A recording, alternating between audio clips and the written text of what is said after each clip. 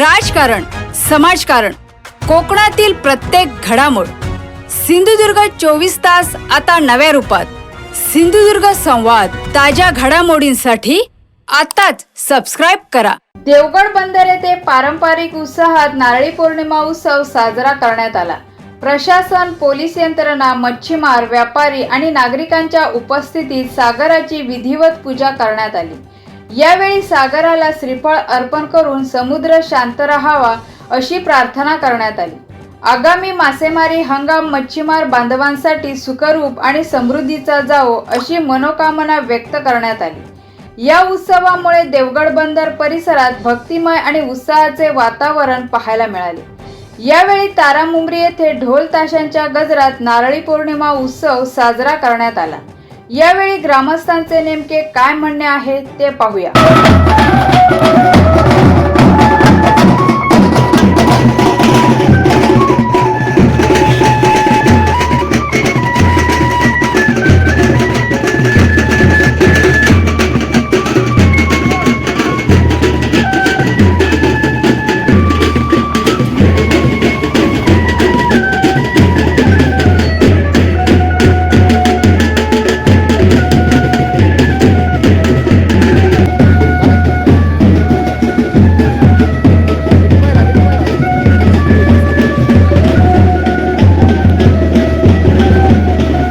आज नारळी पौर्णिमेचा पारंपरिक मच्छीमारांचा मोठा उत्सव आणि या उत्सवात तारामुंबरी आमच्या गावामध्ये मोठ्या आनंदी वातावरणात आम्ही नारळ जो मंदिरामध्ये पूजेसाठी सकाळी ठेवतो त्याच्याकडनं ब्राह्मणाकडनं पूजा वगैरे करून संध्याकाळी आता दुपारी तो समुद्र विसर्जनासाठी आम्ही घेऊन येतो. यावेळी मोठ्या प्रमाणात आमचे मच्छीमार बांधव, ग्रामस्थ मंडळी सगळे, बाळगोपाळ सगळे या समुद्रावरती येतात. आपण बघितला तसा आणि या ठिकाणी येऊन समुद्राचं पूजन होतं. त्याच्यानंतर आरती वगैरे करून नारळाचं आम्ही विसर्जन करतो. विसर्जन करताना दर्यासागर जो आमचा पोट भरणारा समुद्र आहे त्या समुद्राला आम्ही आवाहन करतो, गारणं घालतो की आम्ही या आता धंद्याला सुरुवात करणार आहोत. तर तत्पूर्वी तू समुद्र शांत करण्यासाठी आम्ही हे तुला नारळाचा श्रीफळ अर्पण करतो, तू पाहून करून घे. आणि आमचे जे बाळगोपाळ जे मच्छीमार आहेत ते धंद्याला सुरुवात करणार, त्यांच्या आपल्या हातापायाकडे त्यांचं समुद्रात रक्षण कर.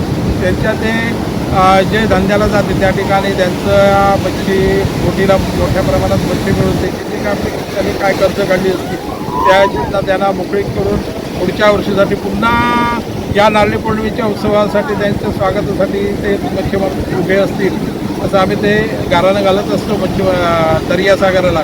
यावेळी तारामुंबरीला एक वेगळं वैशिष्ट्य असं असतं की जरी आम्ही आजच्या दिवसाला समुद्राला नारळ अर्पण केला, इतर कोळी समाज जो आहे तो आज नारळ समुद्राला अर्पण करून आपल्या मच्छी व्यवसायाला सुरुवात करतो.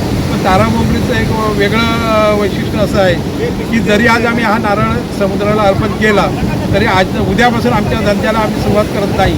आता उद्या परवापासून आमच्याकडे हरिनाम सप्ताह सुरू होतो आहे. हे 7 दिवस आम्ही आनंदात देवाबरोबर ते नाचतो गातो, सगळं भक्तिभाव वातावरण सगळं आमचं असतं. ते झाल्यानंतर दोन दिवसांनी म्हणजे द्वादशीला आमच्याकडे महाप्रसाद देवाचा होतो आणि त्या दिवशी एक समराज्ञी म्हणून जो विषय आहे देवाचा महाप्रसाद जातो तो केला जातो. आणि त्यानंतर सवन हे वार्षिक सर्व देवांना गाराणं करणं असा तो विषय आहे. आणि त्यावेळी आम्ही सर्व जे आमच्या चतुर्सीमेचे ज्या देवता आहेत, आमच्या ज्या देवतांना आम्ही भजतो त्या देवांना आम्ही आवाहन करतो आणि वर्षाच्या रखवालीच्या याच्यावरती आम्ही नंतर धंद्याला सुरुवात करतो. हे आमच्या तारामुंबरीचं वेगळं वैशिष्ट्य आहे. सिंधुदुर्ग 24 तास आता नव्या रूपात. सिंधुदुर्ग संवाद, ताज्या घडामोडींसाठी आताच सबस्क्राइब करा.